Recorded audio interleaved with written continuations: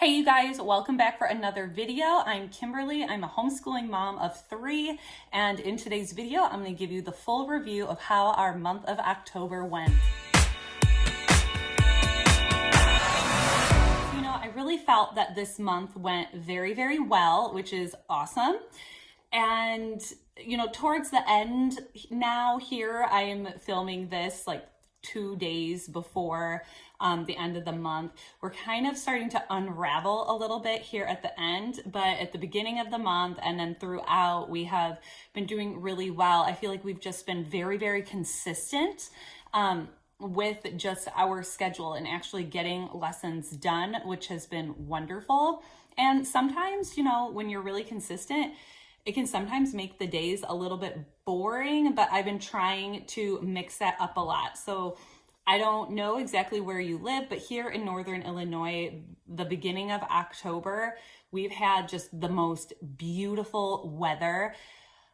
Oh, we just got it was seriously like 2 weeks of amazing sunshine, warm sun, gentle, cool breezes that as much as I could, I wanted to get outside for our lessons. I took the kids to the park to do some lessons, and I didn't realize that it was Columbus Day when I did that. And there was a ton of public school kids there, and it was hilarious just watching these parents stare at me while I had like my stack of books on the picnic table, and systematically going through the math in LA of each one of my kids and then saying, go play, and then calling the next kid over and, doing their school and whatnot. But I think we gave people who, the families that aren't homeschooling, definitely a really good, solid example of what homeschooling can look like outside the home. And with that this month, I was really happy. I try to get... at least once a month, I try to get to our local children's museum. In the Rockford area here in Illinois is the Discovery Center Museum. We have a membership, and my kids absolutely love going, and so do I. Sometimes I just sit and read a book and just let them explore. Other times, I'm really in there and, getting hands-on with them, but it's just lots of science, a lot of imaginary play, a lot of just all sorts of amazing things at our local children's museum. And that's using the resources that I have to kind of pick up the slack, to shake it up a little bit. And so we did that this month as well. And that was it's just so helpful. Another resource I just love to utilize is our co-op. So we are in full swing with our co-op. It started in September. I teach a 3-hour class for K first grade, and the kids and I are just in the full swing of our co-op, and it's just been nothing but a blessing, and just mixing up our days. And I was just feeling so grateful for the co-op that we're in and just all of the academics that my co-op is able to provide that I don't necessarily want or need to right now in our homeschool.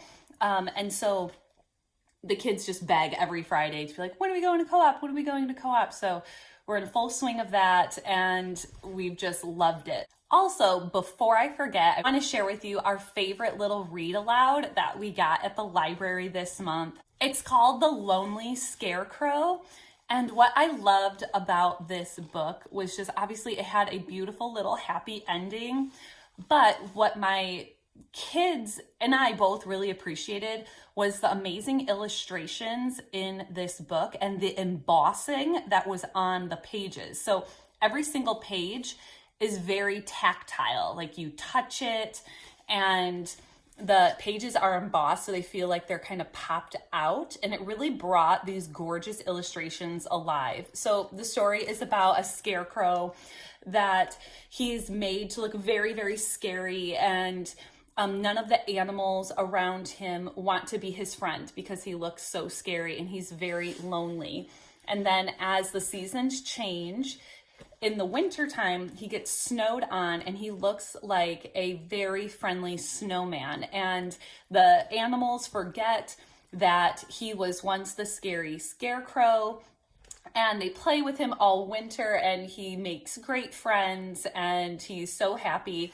And then when the snow melts away, the animals realize that he was the scary scarecrow, but the animals realize that they don't need to be scared of him anymore. And the story is very happy that he has friends now with all the animals. And so it was just the sweetest story, and the kids just loved looking at the pictures and they loved touching the pages. So if you have a preschooler through, I would say, like a second grader, this is a really great, sweet little read aloud. It was a little young for my now 9-year-old, but she really liked looking at the details in the illustrations. So I found a new resource. I don't know if you guys have heard of it. If you have, comment below, let me know. My little guy just a few days ago finished the Good and the Beautiful's K primer, little LA book. It's like the program you would use right before doing level K. And he just turned 5 in August. And I was thinking, what do I want to use with him now? I think I might go back to Gather Around for him. He really liked the letters and numbers program that we did.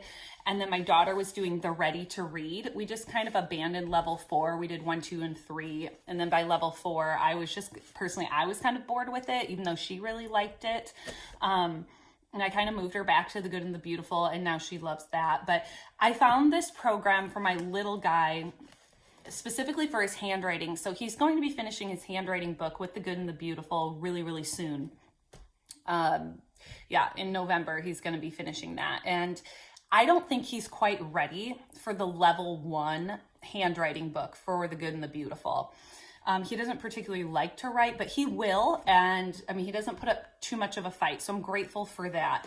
So I don't know if you've heard of progressivephonics.com. I've never heard of it. I was on the Brave Writer fan group Facebook page, and they were talking about it, and it's 100% free resource I printed it all out. So let's see, I have 2 pages here. Let's just start with this. So with the Progressive Phonics, it has, the letter formations and whatnot, but it's also going to teach, phonics sounds and words and building those words. And it's totally free. So they have the lowercase, the lowercase and the uppercase books, fit, bit, sit, that kind of thing. And it just progressively gets a tiny bit harder each time. And so you're working on W's, and then you're learning how to read the word wet. And so he's learning letter blending right now. And he's not particularly interested in learning how to read. And I don't want to push that, because I definitely feel I totally hindered my firstborn. We always make all of our mistakes on our firstborn, and pushed her to read, honestly, a little bit earlier than what she was really ready to. And it definitely put a roadblock there. So I don't want to do that with my little guy.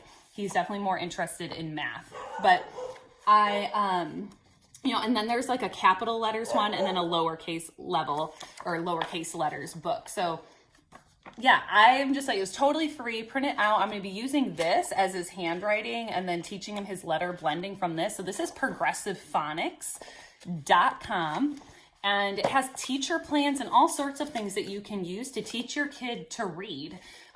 So go check that out if you're interested in that. It doesn't just have handwriting stuff, but I wanted to share that resource because we're going to be using it. And if I can help someone else, I definitely want to. But I'm thinking as far as for him getting, an LA in place, I think I'm just going to go back to the Gather Around, Ready to Read levels that I had for my daughter. Also this month, to try to enjoy the amazing weather that we had, though on the day we did this, it was terrible weather. We went to the pumpkin patch with some of our dear friends, and enjoyed some donuts and, outside play and just trying to enjoy the season. I hope you were able to enjoy a lot of, the orchards and the pumpkin patches and all those things in your area for the season. And then we finished off the month with our annual hot dog roast. So I run a Facebook group for my local area for homeschoolers, and I schedule monthly get-togethers. And this is our 4th annual, I believe, October hot dog roast. So we meet up at a park, and every single family that's in attendance brings something to contribute. So whether that's firewood, the hot dogs, all the, like a dish to pass, water, whatever. And we light a fire in the fireplace that is in this enclosure at a local park, and there's a playground right next to it, and it is just one of the funnest community events that I schedule every year. And I love meeting the new moms and all of their kids, and it's just such a blessing. And I am obsessed with community and trying to help others.